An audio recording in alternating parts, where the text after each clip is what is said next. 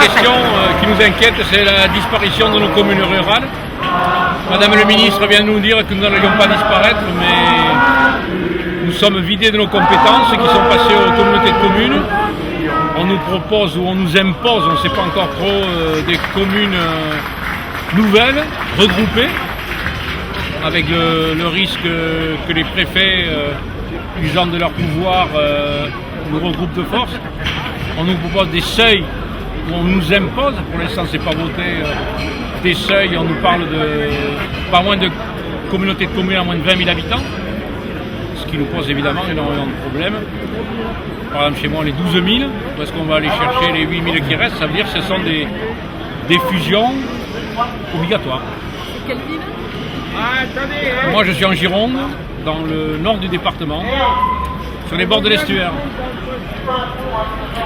La réforme territoriale vient en deuxième lecture à l'Assemblée la semaine prochaine.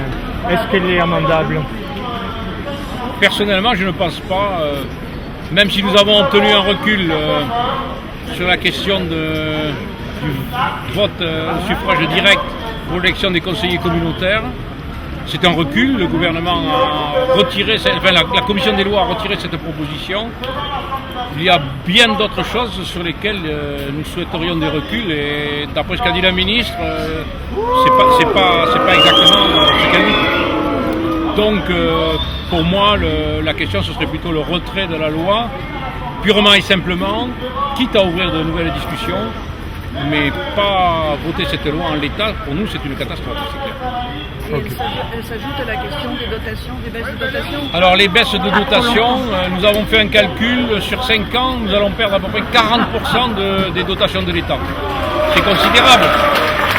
À cela risque de s'ajouter bien entendu la baisse des dotations des départements, peut-être même la baisse des dotations des régions. Avec les nouvelles régions, on ne sait pas à quoi on va pouvoir s'en tenir.